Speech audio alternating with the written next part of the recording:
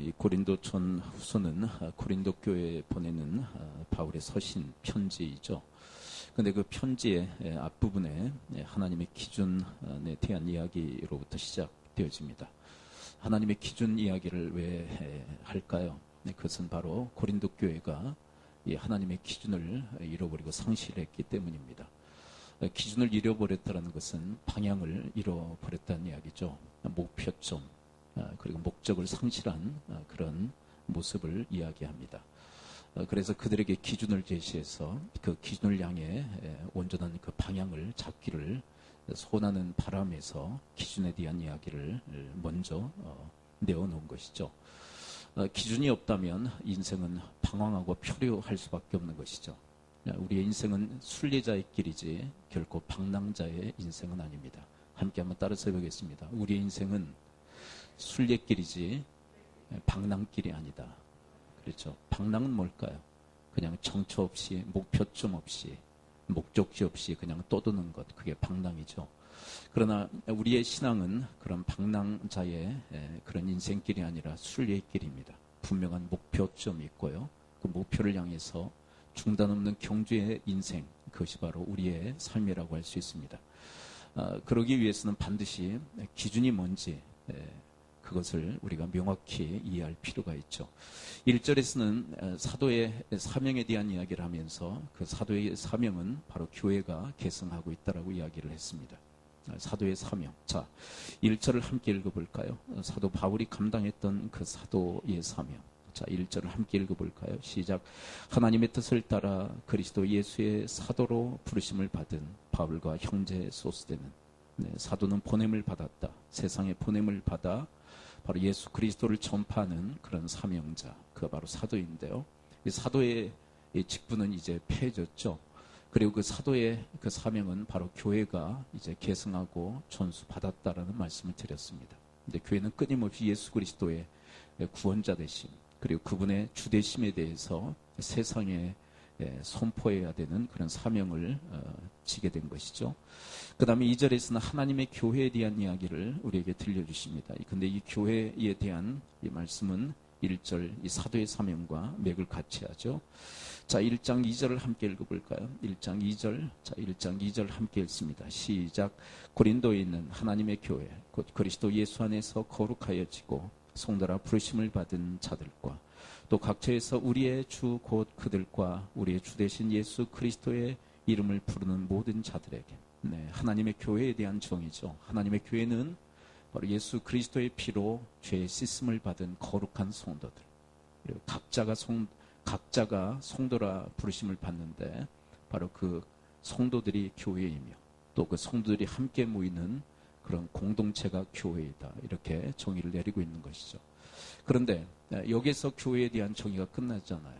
예수 그리스도를 주라 고백하는 공동체, 그래서 그분의 통치와 다스림을 받는 공동체. 그래서 하나님의 교회는 무엇과 유사하다는 말씀을 드렸죠. 바로 하나님의 나라와 너무나도 유사하다. 그렇죠. 하나님의 나라를 모형적으로 우리에게 보여주는 것, 그것이 바로 하나님의 교회이다. 그래서 하나님의 교회가 온전케 되면 세상에 하나님 나라를 증거하고 보여주는 하나님 나라 모델하우스의 역할을 감당할 수 있다. 그러나 이 고린도 교회와 또 한국 교회의 어떤 그 모습은 한쪽으로만 치우쳐 있다는 말씀 드렸었죠. 예수 그리스도의 피로 죄쓰심을 받아 거룩한 성도는 되었지만 예수 그리스도에 대한 주권에 대한 인정, 그리고 그분의 통치와 다스림을 받지는 못하는, 그래서 반쪽짜리 복음만 안고 있는 그런 형국, 그것이 바로 고린도 교회의 모습이며 또 우리 한국 교회의 모습이 아닌가. 그래서 이 하나님 교회에 대한 이 기준을 명확히 한다는 것은 바로 그렇게 회복되기를 바라는, 어찌 보면 하나님의 뜻이 이 고린도전서 이 서두에 기록되어져 있는 것입니다. 자, 이제 오늘은 세 번째 기준. 자, 세 번째 기준, 이 고린도전서 앞에서 하나님이 제시하시는 세 번째 기준은 무엇일까요? 자, 4절을 함께 읽어볼까요? 자, 오늘 본문의 시작점 4절 함께 읽습니다. 1장 4절 시작. 그리스도 예수 안에서 너에게 주신 하나님의 은혜로 말미암아 내가 너희를 위하여 항상 하나님께 감사하노니. 여기서는 신앙생활에 대한 기준을 우리에게 제시하고 계십니다. 우리의 신앙생활은 어떻게 해야 될까? 그 기준점이 뭘까? 자, 오늘 본문의 핵심적 내용이 있다면 바로 이 단어가 있다면 그것은 감사란 단어예요. 감사. 자, 우리 신앙의 기준, 우리 신앙생활의 기준이 있다면 그것은 뭘까요? 그것은 감사의 감사. 자, 한번 따라서 보겠습니다. 신앙은 감사의 생활이다. 그렇죠. 만약에 감사가 빠져버린다면 우리의 신앙은 아주 황폐화되어지고 메마를 수밖에 없죠.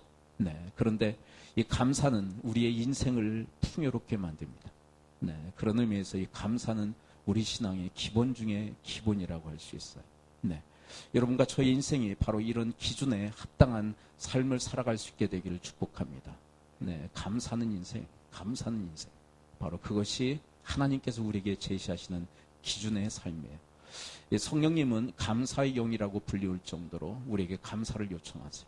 감사하기를 원하시고 또 성령님은 감사의 영이시기에 감사하는 사람에게 역사하세요. 네.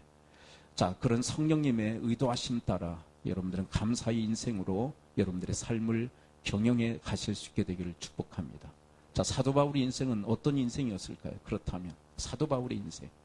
자, 우리의 신앙의 기준이 감사라고 제시하는 이 사도 바울의 인생은 어떤 인생이었을까요? 감사의 인생이었어요. 사도 바울의 인생은 감사의 인생.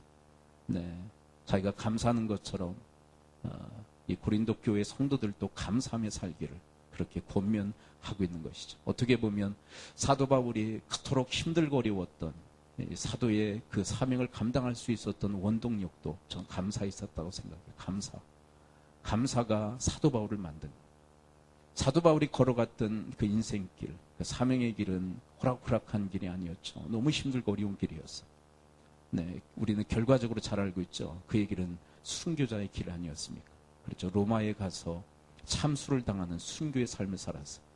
그것을 어느 정도 그는 직감하고 있었어요. 성령의 그 감동 가운데 자기가 어떻게 죽음을 맞이할지 다 알았어요. 그런데 피하지 않고 기꺼이 그 길을 걸어갔습니다. 네, 그 원동력이 도대체 어디에 있었을까? 그것은 감사에 있었어요. 바라기는 바로 여러분과 저도 바로 그 감사의 원동력으로 여러분들과 저의 인생을 살아갈 수 있게 되기를 축복을 드립니다. 네. 그래서 이 고린도전서 15장 10절에 보면 사도 바울이 자기가 될 수 있었던 것, 하나님의 은혜 때문에 그렇게 되었다. 그 유명한 고백이 있지 않습니까? 고린도전서 15장 10절. 그러나 내가 나 된 것은 하나님의 은혜로 된 것이니 내게 주신 그의 은혜가 헛되지 아니하여 내가 모든 사도보다 더 많이 수고하였으나 내가 한 것이 아니요 오직 나와 함께 하신 하나님의 은혜로라. 한번 따라서 볼까요? 하나님의 은혜로라. 그렇죠. 하나님의 은혜 때문에 내가 감사했다고. 그리고 그 어떤 사도보다 수고를 많이 했다고. 근데 왜 그 어떤 사도보다 수고를 왜 더 많이 했을까요? 감사해서. 네, 사도 바울은 종종 다메섹 도상에서 자기를 만나주신 예수님에 대한 이야기를 해요. 자기는 흉악 무도했다고. 네, 하나님의 교회를 핍박했고 예수 그리스도도 핍박했던 인물인데 그런 자기를 주님이 찾아와 만나주셨다. 그리고 자기를 구원하시고 자기에게 사도의 사명까지도 부여하신 그 하나님, 그 주님의 은혜에 대한 이야기를 종종 이야기를 해요. 왜 얘기할까요? 그 은혜를 늘 기억하며 감사했던 사도 바울의 그 모습을 드러내놓고 있는 것입니다. 저는 어떻게 보면 이 감사는 하나님께서 우리에게 장착시켜 주시는 메이드 인 헤븐째 그런 동력이라고 생각해요. 어떻게 보면 엔진, 하늘의 엔진. 네. 메이드 인 헤븐 엔진. 네. 우리가 우리의 엔진 가지고도 살 수 있겠죠. 우리의 엔진. 우리가 타고 나을 때부터 가지고 있는 그 엔진들 가지고 살아갈 수 있어요. 근데 그 엔진만으로는 하나님의 뜻을 이룰 수 없어요. 하늘의 엔진 달고 우리가 살아가야 되는데 하늘의 엔진, 메이드 인 헤븐째 엔진이 있다면 그것은 바로 감사라고 생각해요. 여러분 그 강력한 원동력으로 그런 강력한 엔진으로 살아갈 수 있게 되기를 축복합니다. 네, 이 주님의 교회를 개척하셨고 또 지금은 이제 100주년 기념교회를 담임하고 계신 이재철 목사님이라는 분이 계신데요. 그 목사님이 어느 날 신학생 컨퍼런스를 했을 때 한 목회자가 이재철 목사님에게 질문을 했던 그런 내용이 있어요. 근데 그 질문 가운데서 이재철 목사님의 어떤 그 신앙적 어떤 사상에 대한 이야기를 이렇게 밝히는 그런 때가 있었는데 한번 들어보세요. 수명 남짓한 교인들과 함께 교회를 개척해 목회하고 있다는 한 참가자가, 이분은 이제 목사님이겠죠. 이재철 목사님이 이런 질문을 해요. 목사님, 우리가 이렇게까지 해서 살아야 합니까? 눈물과 함께 이 질문을 쏟아놓았다. 이재철 목사님의 책을 하나도 빠짐없이 읽었다는 그는 책을 대할 때마다 행복했지만 정작 그렇게 살 자신이 없었기에 책의 마지막 장을 덮으며 눈물을 흘렸다고 고백했다. 십자가가 저렇게 높은데 어떻게 올라갈 수 있겠나라는 물음과 함께 이재철 목사가 어렵게 입을 열었다. 그는 자신의 인생을 반추하며 이렇게 대답했다. 나는 허랑방탕한 알코올 중독자였고 도박 중독자였습니다. 마리화나에 손을 대었습니다. 윤리적으로나 도덕적으로나 저는 도저히 목사가 될 수 없는 무자격자였습니다. 그러나 주님께서는 당신의 보혈로 저를 구원해 주셨을 뿐만 아니라 저를 당신의 종으로 세워주셨습니다. 주님께서 많이 탕감받은 자는 많이 사랑하고 적게 탕감받은 자는 적게 사랑한다고 말씀하시지 않았습니까? 전 세상에서 가장 많이 탕감받은 사람입니다. 그래서 저는 이렇게 살 수밖에 없고 죽도록 그분께 충성할 수밖에 없습니다. 참석자의 질문에 대답하던 이재철 목사의 목소리도 떨리기 시작했고 함께 눈물을 흘렸습니다. 그러면서 이재철 목사는 눈물을 닦으며 질문을 한 참가자에게 우리 목회의 동기와 출발점이 내가 아니고 그분이 된다고 하면 이렇게까지라도 해야 하냐고 물을 것이 아니라 이 길 외에 어떤 길을 가겠습니까? 라고 물어야 한다고 말했습니다. 하나님의 기준들, 하나님의 말씀들 우리가 직면할 때마다 너무나도 높고 너무나도 고귀하여 도달할 자신이 없고 절망과 좌절을 안게 되는 경우가 얼마나 많아요. 사실 이재철 목사님의 그 서적들은 말씀을 이제 풀어놓은 그런 내용들 아닙니까? 근데 그 책을 볼 때마다 그 기준에 못 미치는 이 현실에 대한 그 자괴감, 그것을 표현한 것이죠. 꼭 이 길을 가야 되겠냐고. 이렇게 힘들고 어려운 길을. 그런데 이재철 목사님은 어떤 그 표현을 하시죠? 기꺼이 그 길을 가야 되지 않겠냐고. 왜요? 나를 구원하시고 나를 종으로 삼으신 하나님의 은혜가 크기에. 그렇다면 이재철 목사님에게는 무엇이 있다는 것일까요? 은혜에 대한 감사. 그것이 그 길로 접어들게 했고 그리고 그 길을 기꺼이 걸어가게 하고 있다. 여러분, 여러분과 인생의 길도 전 다르지 않다고 생각해요. 왜 이렇게 높은 기준들, 우리가 정말 근접하기 어려운 그런 삶의 목표들을 하나님 우리에게 왜 제시하시는가? 이 길을 꼭 가야 되겠는가? 그런데 다른 측면으로 우리 한번 접근해 보자는 거예요. 하나님의 큰 은혜를 받은 자들, 예수 그리스도를 통하여 구원하신 그 은혜, 그리고 구원하실 뿐만 아니라 이 땅에서 목숨 걸고 살아야 될 사명까지도 깨닫게 하시고 우리에게 안겨주신 그 하나님의 은혜를 생각하고 기억할 수 있다면, 그 은혜에 감사할 수 있다면 우리는 기꺼이 그 길을 기쁨으로 걸어가야 되지 않을까요? 여러분, 사도 바울의 인생 그리고 이재철 목사님의 인생은 바로 그 감사로 감당하는 삶의 모습이라고 할 수 있어요. 그럼 우리의 인생길은 다른 길이 아닙니다. 바로 이런 인생길인 줄을 믿습니다. 감사해서 가는 거예요. 감사해서. 사실 이 길은 그래서 아무나 가는 길은 아니에요. 아무나 가는 길은 아닙니다. 누가 갈까요? 하나님의 은혜를 깨닫고 감사는 자만이 갈 수 있어요. 네. 사실 두 가지의 싸움이에요. 도무지 이해할 수 없다고. 그 길을 어떻게 가냐고. 네, 죄송하지만 은혜를 몰라서 그래요. 은혜를. 네. 은혜를 몰라서. 네, 내가 어떤 은혜를 받았는지 몰라서 사실 이 길을 왜 가야 되냐고. 난 가고 싶지 않다고. 네, 전 충분히 이해가 가능하다고 생각해요. 은혜를 모르기 때문에 그래요. 그런데 왜 기꺼이 이 길을 걸어가려고 할까요? 십자가의 길. 네, 영광을 얻기 이전에 우리는 먼저 십자가의 길을 걸어가야 되겠죠. 너무 높고 고귀한 이 차원의 이 기준을 향한 이 삶의 이 도전. 기꺼이 그 길을 감당하려고 하는 사람들의 정체는 도대체 무엇일까요? 감사하기 때문이죠. 네. 전 바라기는 감사해서 이 길을 기꺼이 걸어가는 주님의 사람들이 다 되시기를 축복합니다. 전 다른 것으로 동기부여되어지는 성도들이 아니었으면 좋겠어요. 이거 하면 당신에게 유익이 있습니다. 네. 하나님께 복 받습니다. 그딴 얘기 좀 안 했으면 좋겠어요. 네. 그게 동기부여가 아니라, 그러면 이기적이잖아. 이기적 목적에 의해서 신앙생활 하는 거 아닙니까? 그리고 이기적 목적을 우리가 지금 자극하고 도전하는 거 아닐까요?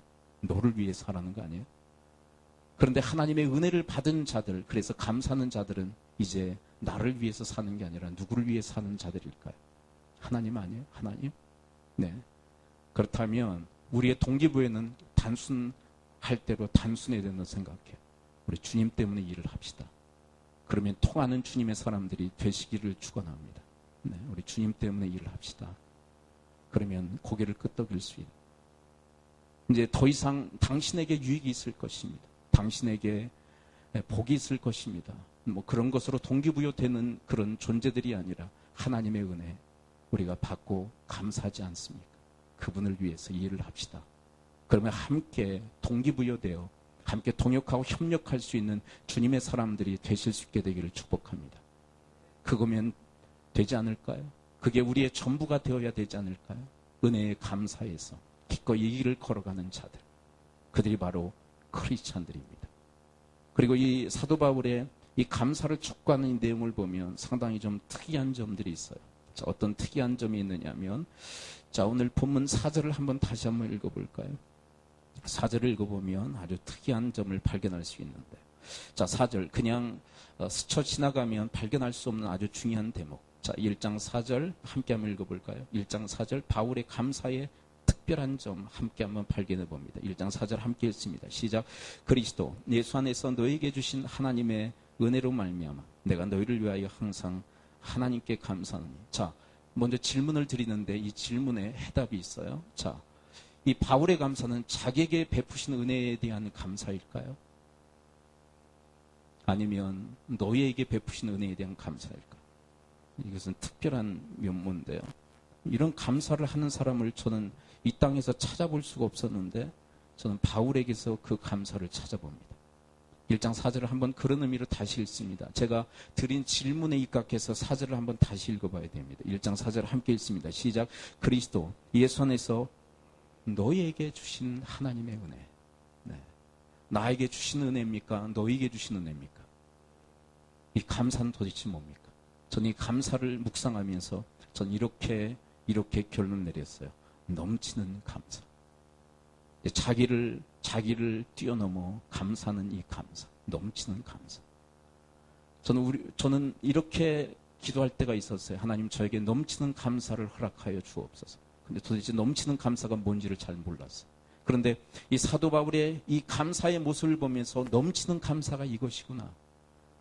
넘치는 감사. 자, 여기에 컵이 있는데요. 여기다 물을 계속 따르면 어떻게 될까요? 가득 차고 그 다음에 어떻게 되죠? 넘치죠. 그렇다면 여러분 사도 바울의 감사는 충만한 감사, 자기를 가득 채우는 감사였을 뿐만 아니라 이제 그 차원을 뛰어넘어 넘치는 감사가 되었어요. 그래서 다른 사람에게 베푸시는 은혜를 바라보며 감사하고 있다는 거죠. 넘치는 감사의 사람. 그렇다면 이미 충만할 대로 충만한 것입니다. 여러분 아까 성령님은 감사의 영이라고 그랬죠. 우리에게 감사를 촉구하시며 감사하는 자에게 성령님이 역사하신다고. 그렇다면 성령 충만이 뭘까요? 성령 충만. 네, 성령 충만이 바로 이것입니다. 감사 충만인 것입니다. 누가 충만한 자인가? 감사가 충만한 자. 근데 감사 충만으로 끝나잖아요. 충만하면 어떻게 될까요? 이제 넘치기 시작해. 그래서 다른 사람에게 베푸시는 은혜를 바라보며 그것 가지고 주님 앞에 감사하는 사람. 자, 우리는 남이 잘 될 때, 우리 잘 될 때 정말 기뻐하고 감사하는 사람 찾아보기가 상당히 힘들어요. 남이 잘 될 때 우리의 심사는 꼬이죠. 그래서 시기하고 질투하는 경우가 상당히 많아요. 사람의 심리가 뭐냐면 남이 잘못됐을 때, 남이 힘들 때 같이 고통하고 아파하는 것은 상당히 많은 사람들이 그렇게 합니다. 같이 눈물 지어주며. 이번 올해 초에 세월호 사건이 일어나면서 얼마나 많은 백성들이, 우리 국민들이 함께 고통해 했습니까? 그렇죠. 우리 심리가 그래. 남이 힘들고 어려울 때 같이 아파하고 또 힘들어하는 것은 어떻게 보면 누구나가 그렇게 해요. 남이 잘 될 때 그것 때문에 기뻐하고 감사하는 사람을 찾아보기는 상당히 힘들거려. 시기하고 질투해. 그래서 옛말에 이런 말이 있죠. 네. 누가 뭘 사면 배가 아파요? 네. 잘 되는데 복이 임했는데 그것 때문에 배가 아파. 시기하고 질투하는. 어떻게 보면 경쟁 사회 속에서 우리의 어떤 그 심리와 우리의 모든 시스템이 그렇게 조종당하고 있는지도 몰라요. 남을 밟고 일어서야만, 남이 잘못돼야만 내가 두각을 나타내고 또 올라갈 수 있기에, 그런 경쟁주의 사회 속에서 자라는 우리들, 그런 경쟁주의 사회 속에서 생활하는 우리들은 어떻게 보면 남이 잘 되는 것을 심리적으로 반감을 갖도록 그렇게 조장되어지는 그런 사회 속에 우리가 살아가기 때문에 그런 일들이 비일비재하게 일어나는지도 모르겠어. 또 하나 심각한 것은 우리 안에 죄성. 죄성이 우리로 하여금 끊임없이 남이 잘 되는 것에 대해서 시기하고 질투하도록 만들어. 그러나 여러분들이 여러분들 안에 감사가 차고 찰 대로 차 충만할 수 있다면, 그래서 그것이 흘러 넘칠 수 있다면, 여러분 남에게 베푸신 하나님의 은혜로도 주님 앞에 감사할 수 있는 이 놀라운 이 세계, 여러분 이 세계까지 여러분들이 함께 들어갈 수 있게 되기를 축복합니다. 네. 저는 이 감사가 가능할 수 있었던 중요한 바울 사도의 신학 사상이 있다면 그것은 한몸 사상 때문에 이렇게 감사할 수 있다고 저는 생각해요. 한몸 사상. 우리는 뭐예요? 함께 따라하십니다. 우리는 한 몸이다. 한 몸이다. 그러니까 다른 지체가 잘 되는 건 누가 잘 되는 거예요? 나도 함께 잘 되는 거잖아요. 한 몸이니까. 그렇죠? 그래서 여러분 개역 한글판에서 내 이웃을 나 자신과 같이 사랑하라는 말씀을 개역 한글판에서는 이렇게 기록하고 있습니다. 내 이웃을 내 몸과 같이 사랑하라. 네. 그러니까 다른 사람은 다른 사람이에요. 내 몸이에요. 한 몸 사상. 예수 그리스도의 신학 사상에도 이 한 몸 사상이 있지만 특별히 사도 바울의 신학 사상에 이것이 아주 잘 녹아 있어요. 한 몸이라는 거. 그런데 여러분 이웃을 사랑하되 누구의 몸과 같이? 이웃을 내 몸과 같이. 그렇다면 이웃에게 베풀어 주신 하나님의 은혜에 감사할 수 있다면 그 사람은 누구를 사랑하는 사람일까? 이웃 사랑의 사람이잖아요. 이웃 사랑. 그렇죠. 여러분 이웃에게 베푸신 은혜 때문에 감사할 수 있다면 여러분 그 사람이 이웃을 내 몸과 같이 사랑하는 사람인 줄 믿습니다. 한 몸 사상. 그런데 놀라운 것은 여러분 그렇게 감사하면 하나님께서 동일한 은혜와 복을 그에게 또한 허락해 주시는 줄 믿습니다. 시기하고 질투하면 나에게 허락하시잖아요. 그러나 여러분 그에게 베푸시는 그 은혜, 그 사랑, 그 놀라운 그 복으로 인하여서 내가 감사하면 하나님이 그 사람에게도 동일한 은택을 허락하세요. 예, 여러분들이 바로 그런 인물들이 다 되시기를 축복합니다. 자, 여러분 정리해 볼까요? 사도 바울의 감사는 어떤 감사예요? 네, 넘치는 감사, 충만할 대로 충만해서 이제 넘쳐서 이웃에게 베푸시는 은혜를 바라보고 그 은혜 때문에 감사한. 네, 그럼 감사해 보셨어요? 네, 너무 낯설죠? 네, 너무 낯설죠?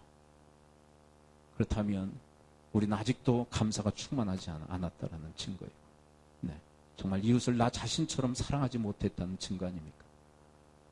여러분이 감사에 도전하실 수 있게 되길 축복합니다. 감사는 차려야 합니다. 네, 나에게 베푸시는 은혜만 가지고 감사하는 사람은 아직도 원숙한 성숙의 상태는 이르지 않은 거예요.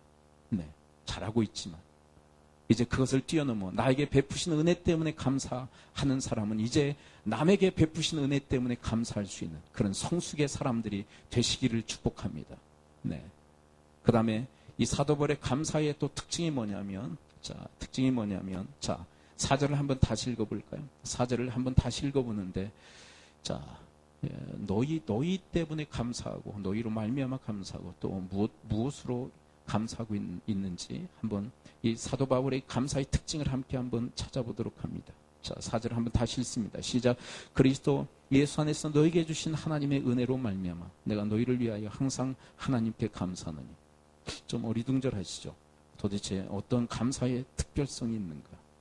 그런데 여러분 이 4절, 이 개역 한글판에서는 발견할 수 없는 그 내용을 다른 번역서에서 발견할 수 있어요. 자, 제가 두 가지 번역서를, 이 4절에 대한 번역서를 읽어드릴 것입니다. 거기에서 이 사도 바울의 그 감사의 어떤 특색을 여러분들이 한번 발견해 보세요.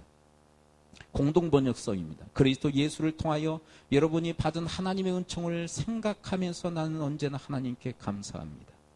자, 그 다음에 세 번역서입니다. 난 여러분이 그리스도 예수 안에서 받은 하나님의 은혜를 생각하고 여러분의 일로 언제나 하나님께 감사합니다.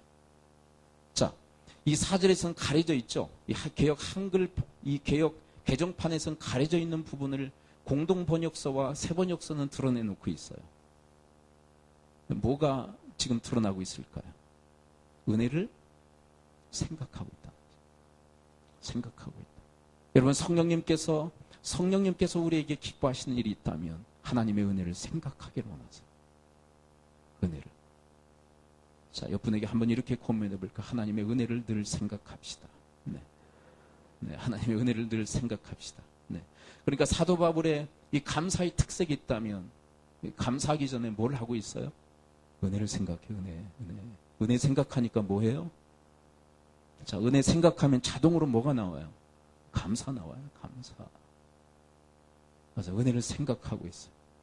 공동 번역서 하나님의 은총을 생각하면서, 세 번역서 예수 안에서 받은 하나님의 은혜를 생각하고, 네, 은혜를 생각하고. 그런데 여러분, 사탄은 은혜를 생각하게 하지 않아요.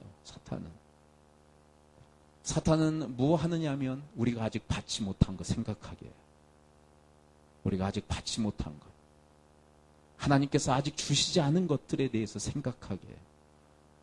그렇다면 여러분, 그렇게 나에게 아직 해당하지 않는 것들을 생각하면, 나에게 아직 주시지 않은 것들을 생각하면, 나에게 아직 없는 것들을 생각하면 우리는 어떻게 될까요?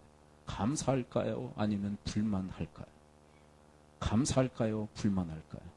불만을 갖게 돼요. 여러분, 에덴 동산을 기억하시죠? 자, 에덴 동산에서 사탄이 했던 전략 중에 하나가 뭡니까?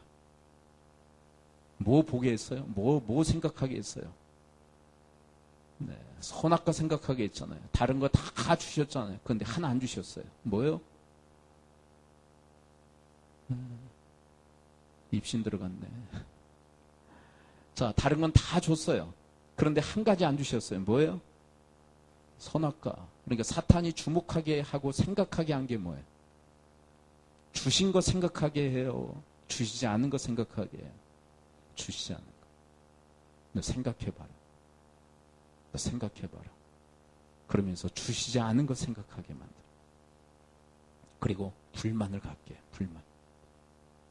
왜 그러셨을까? 하나님을 의심하게 만들어요. 의심하게. 그러면서 하나님을 오해하게 만들어요. 오해하게. 가장 좋은 것을 주시지 않았다라고 착각하게 만들어요. 가장 좋은 것을 주지 않았다. 그런데 이미 아담과 하와에게는 가장 좋은 것을 다 베푸신 하나님. 가장 좋은 것. 그게 뭘까요? 하나님의 형상대로 지음을 받았죠. 그런데 이 사탄의 이끄는 그 방식을 보세요. 하나님이 주시지 않은 것 생각하게 만들어서 불만을 갖게 하고 하나님을 의심하게 만들고, 그래서 하나님을 곡해하도록 만들어요. 그래서 그거 하나님이 주시지 않는 건 너희들이 임의로 취하면 너희들이 하나님같이 된다. 그런데 이것은 정말 얼토당토하는 말이에요. 이미 아담과 하와는 누구처럼 된 사람들입니까? 누구처럼 지음을 받았어요? 네, 개는 뭐처럼? 개처럼. 소는 소처럼. 닭은 닭처럼. 사람은 사람처럼 만드셨어요? 하나님처럼 만드셨어요? 하나님처럼. 그런데 여러분, 사탄의 이 괴계를 보십시오. 주시지 않은 것 주목하게 해서 불만 갖게 하고 의심 갖게 하고, 그리고 하나님이 이미 주신 거, 이미 하나님처럼 만들어 주신 거 완전히 뒤집어 버리잖아. 그렇죠? 너희들은 하나님처럼 만들어지지 않았다. 너희들이 쟁취해야만 하나님처럼 될 수 있다. 이미 하나님처럼 만들어 주셨는데 완전히 하나님의 진리를 왜곡하고 뒤집어 엎는 이 사탄의 이 전략.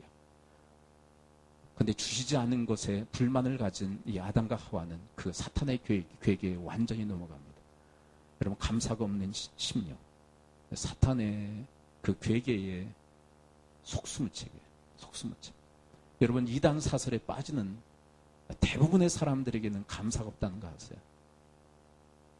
대부분의 이단 사설에 빠지는 사람들의 마음속에는 불만과 불평이 가득해. 원망이 가득한다는 거 아세요? 여러분, 이단 세력이 제1 타켓으로 삼는 그들의 전도 대상이 있다면 그들이 누군 줄 아세요? 불만이 가득하고 원망이 가득한 사람들. 그런데 100% 넘어갑니다. 그런데 그들이 도저히 손쓸 수 없는 사람들, 타겟으로 삼지 못하는 사람들이 있어요. 누굴까요? 감사하는 사람. 감사하는 사람들은 건드릴 수가 없는 거예요. 여러분, 하나님은 우리로 하여금 하나님의 은혜를 생각하기로 나왔어요. 우리 성령 하나님, 감사의 영이신 성령 하나님은 우리에게 하나님의 은혜를 생각하게 만들어요. 일주일을 살면서 오늘 주일을 맞이하면서 여러분들은 어떤 생각을 가지고 지금 이 예배당에 앉으셨나요? 네. 은혜를 생각하며 오셨나요? 아니면 다른 그 무엇 생각하며 이 제단에 오셨나요? 네, 그것이 감사와 불만을 가릴 것입니다. 네. 여러분, 주님이 기뻐하시고 성령님이 기뻐하시는 방향대로 하나님의 은혜를 생각하며, 여러분, 은혜를 생각하며 여러분들의 인생을 살아갈 수 있게 되기를 축복합니다. 네. 은혜는 이미 우리가 받은 거야. 또 받아야 되겠다. 뭘 그렇게 은혜에 대한 욕심이 많은가요? 여러분, 은혜에 대한 그 욕심보다는 감사에 대한 거룩한 욕심들이 있을 수 있게 되기를 축복합니다. 네. 이미 받은 건 많은데, 어떻게 보면 예수 그리스도는 하나님의 전부인데 전부 다 받아놓고, 네, 전부 다 받아놓고 그것과 비교해서 너무 자잘한 것 때문에, 그거 아직 내 손에 들어오지 않은 것 때문에 불만을 가지고 있다면 그것은 정말 주님의 은혜 앞에 불합당한 그런 삶의 모습이 아닐까요? 자, 사도 바울의 감사의 특색이 뭐예요? 뭘 생각해요? 하나님의 은혜, 이미 베푸신 은혜. 그 다음에 마지막, 이 사도 바울의 감사의 특색이 있다면, 이 과거의 은혜에 대한 그 감사가 미래에 대한 확신으로 드려지는 감사로 전환되어지고 있다는 것이. 자, 사도 바울의 감사의 그 목록들을 함께 좀 살펴볼까요? 자, 5절을 뛰어넘어 6절을 함께 읽습니다. 6절을 읽어보면 이미 하나님이 고린도 교회에 베푸신 그 은혜에 대한 감사, 그 감사의 목록입니다. 6절을 함께 읽어봅니다. 1장 6절 시작. 그리스도의 증거가 너희 중에 견고하게 되어, 네, 그리스도의 증거가 너희 가운데 견고하게 해주신 은혜에 대한 감사. 그런데 이 감사가 미래에 대한 확신의 감사로 주님 앞에 드려지고 있다는 거 아세요? 8절 읽어볼까요? 8절. 이 견고라는 단어와 함께 맥을 같이 하는 이 8절의 말씀 함께 읽습니다. 시작. 주께서 너희를 우리 주 예수 그리스도의 날에 책망할 것이 없는 자로 그까지 견고하게 하시리라. 너희들을 견고하게 하신 하나님이 미래의 너희들을 견고하게 하실 것이다. 그런데 이 믿음이 어떻게 생길까요? 과거에 경고케 하신 하나님에 대한 그 믿음의 그 감사가 미래에 경고케 하실 것에 대한 그 확신으로 주님 앞에 감사를 드리게 하고 있어요. 결국 이것입니다. 여러분, 과거에 대한 감사를 하고 또 하면 앞으로 하나님께서 은혜로 내 인생을 지키시고 돌봐주실 것에 대한 확신으로 감사하게 돼요. 여러분들의 인생이 바로 그렇게 전환되어지는, 그래서 과거와 미래가 온통 감사로 그렇게 채워지는 그런 축복의 인생이 되시기를 축원을 드립니다. 네. 과거에 대한 감사라면 미래에 대한 감사로 나가게 됩니다. 네, 미래에 대해서 왜 이렇게 우리가 불안해할까?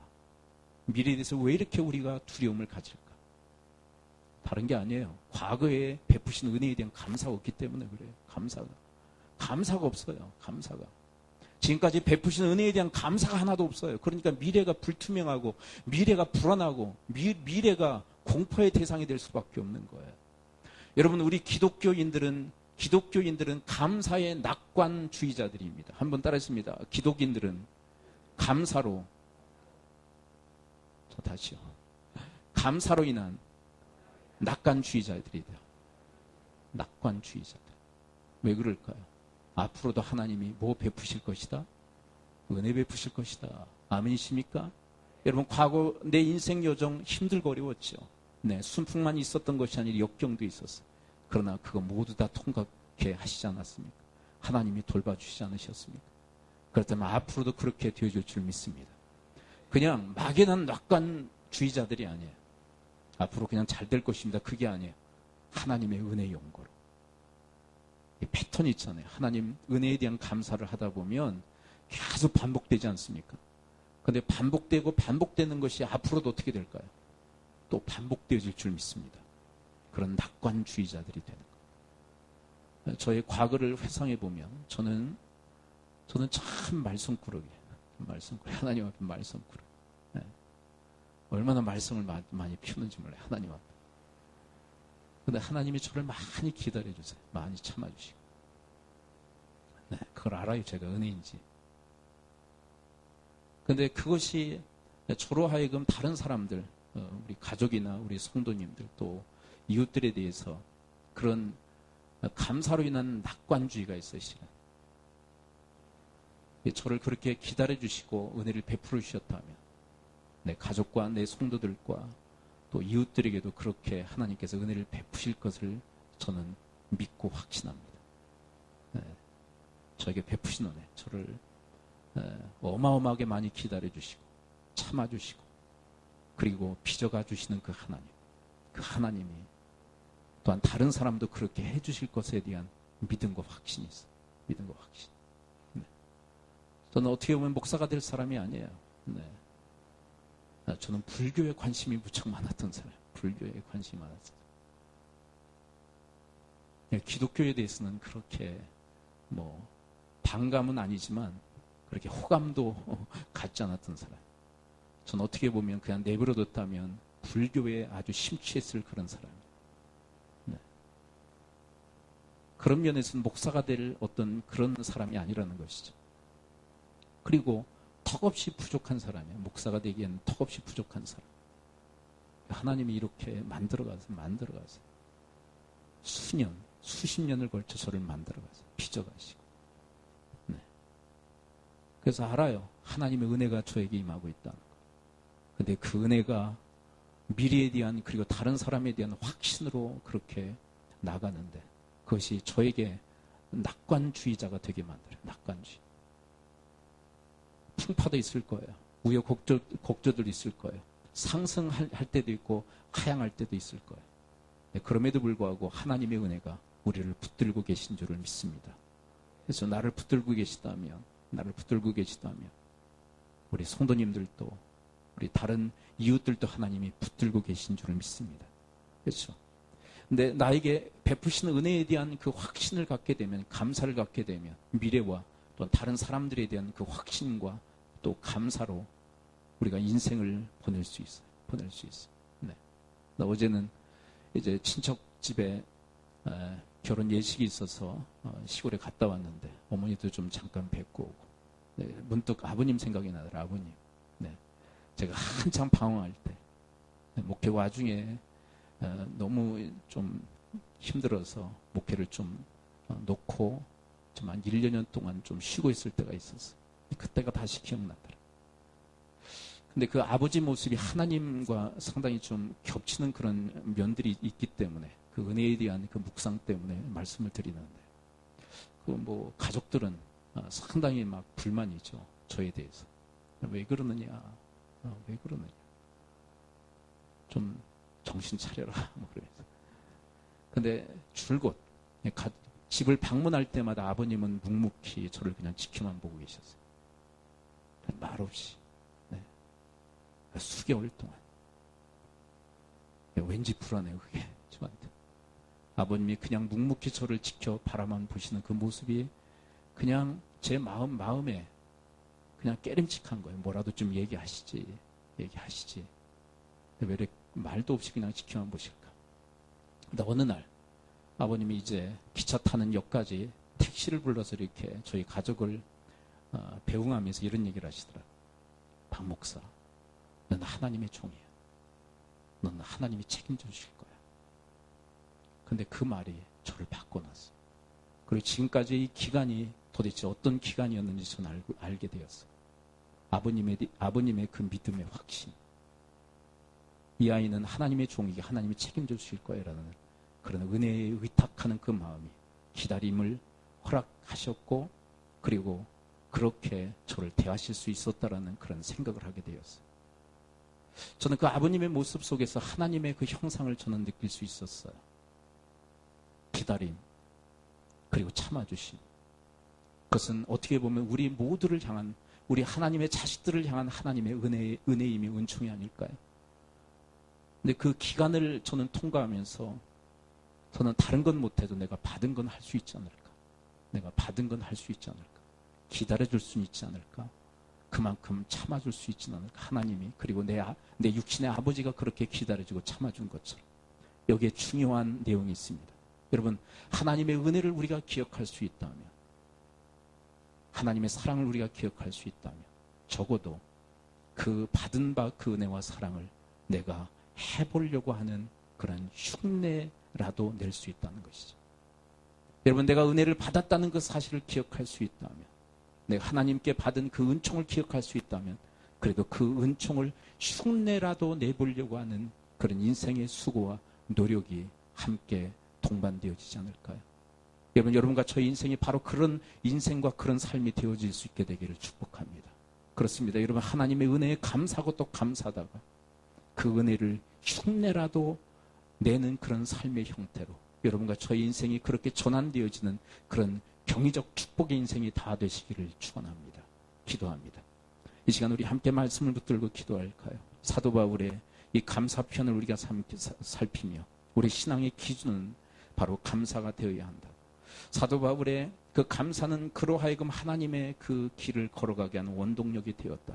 사도 바울의 감사는 자기를 이제 뛰어넘는 너희로 인한 감사였고, 그래서 사도 바울의 감사는 하나님의 은혜를 생각함으로 하는 감사였고, 사도 바울의 감사는 이제 과거에 그 속한 은혜에 대한 그 감사로 인하여 미래에 대한 그 감사로 전환되어지고 있다고. 그래, 또 한 가지 이야기한다. 우리가 은혜를 또 기억하며 또 묵상하고 또 감사하면 할수록 우리는 그 은혜 베푸신 그 하나님을 흉내내며 살아가는 삶으로 전환되어질 수 있다면, 이 감사의 이 놀라운 이 능력과 이 은혜가 우리 가운데 하나님 임하도록 우리 함께 말씀으로 주님 앞에 구하는 시간을 갖도록 합니다. 함께 기도합니다. 아버지 하나님, 주님의 은혜 중에 하나님 주의 말씀을 저희들이 듣습니다. 하나님 아버지, 사도 바울의 감사, 고린도 교회를 향한 사도 바울의 이 감사의 이 도전, 하나님의 말씀을 듣고 저희들의 마음속에 주의 말씀을 받고 그 말씀으로 주님 앞에 기도하기로 합니다. 하나님, 저희들의 삶의 기준이 감사이게 하여 주옵소서. 하나님, 저희들의 원동력이 감사이게 하여 주옵소서. 하나님 아버지, 이제 넘치는 감사가 되어 하나님 나로 인한 감사뿐만 아니라 너로 인한 감사가 되어지게 하여 주옵시고, 하나님 이제 저희들의 감사가 하나님께서 기뻐하시는 은혜를 날마다 기억하고 생각하며 하나님의 은혜를 생각하고 또 생각하며 주님 앞에 드리는 감사가 되어지게 하여 주옵시고, 아버지 하나님 또한 저희들의 감사가 하나님 아버지 과거에 대한 그 감사가 이제 미래에 대한 그 확신으로 하나님 감사로 인한 낙관주의적 그런 감사로 하나님 전환되어질 수 있도록 하나님 저희 모두를 도우시고 인도하여 주옵소서. 아버지 하나님 또한 저희들에게 하나님 감사를 하나님 더욱더 은총으로 허락해 주시어서 하나님 주님께서 베푸신 그 은혜에 감사하고 또 감사하다 하나님의 그 은혜에 하나님 저희들이 흉내라도 내려고 하는 그 수고와 노력이 저희들의 삶 속에 또한 있을 수 있도록 하나님 저희 모두를 도우시고 인도하여 주시옵소서. 내 마음의 주를 향한 사랑이 나의 마른 주가 주신 진리로 나의 눈에 주의 눈물 채워주소서.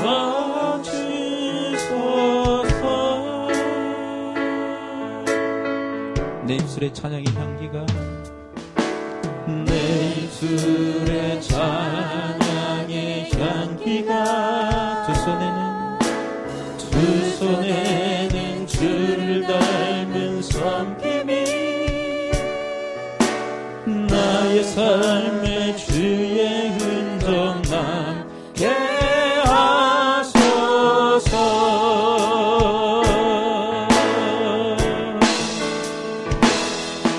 하나님의 사랑이 영원히 함께하리. 십자가의 길을 건든 자에게 순교자의 삶을 사는 이에게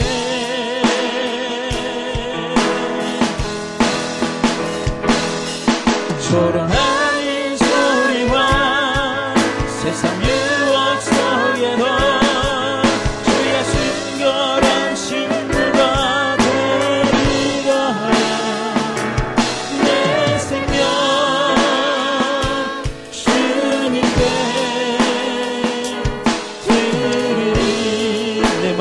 주를 향한 사랑이 내 마음에 주를 향한 사랑이 나의 말엔 주가 주신 진리로 나의 눈에 주의 눈물 채워주소서.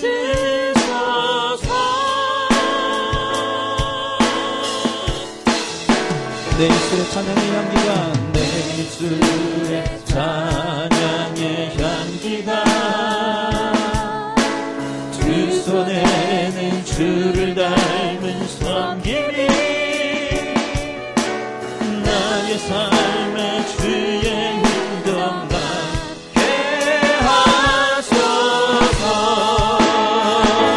하나님의 사랑이 영원히 함께하리. 십자가의 길을 걷는 자에게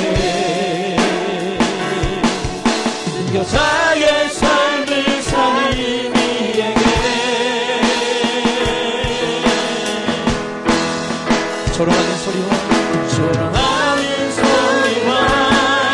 세상 유혹 속에도 주의 순결한 신부가 되리라. 내 생명 주님께 드리리. 하나님의 사랑 하나님의 사랑이 영원히 함께하리. 십자가의 길을 걷는 자에게 순교자의 삶을 사는 이에게 조롱하는 소리와 세상 유혹 속에도 주의 순결한 신부가 되리라. 내 생명 주님께 드리리. 하나님의 사랑이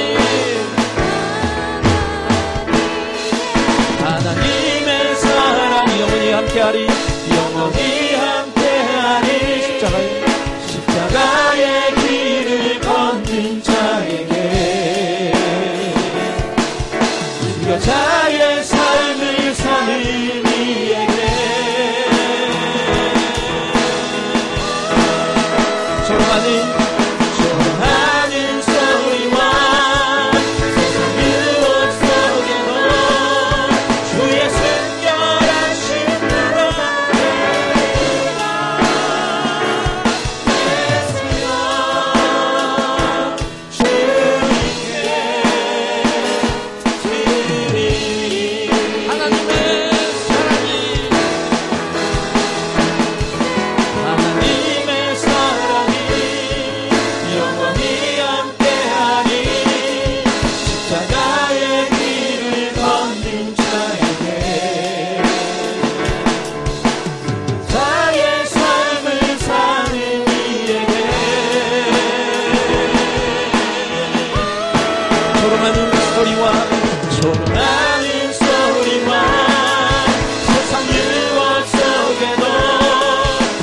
순결한 신부가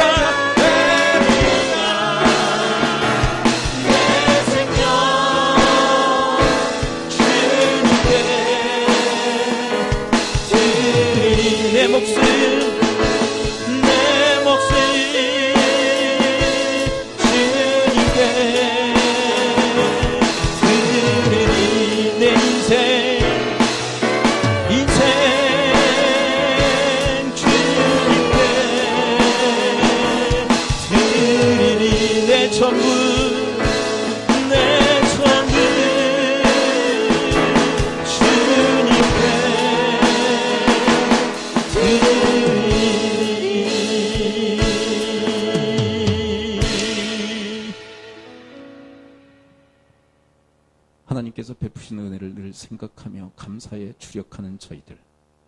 그래서 베푸시는 그 은혜에 감사해서 은혜 베푸는 삶을 흉내라도 내는 저들의 삶이 되게 하여 주옵소서. 예수 그리스도의 이름으로 축복하며 기도합나이다. 아멘.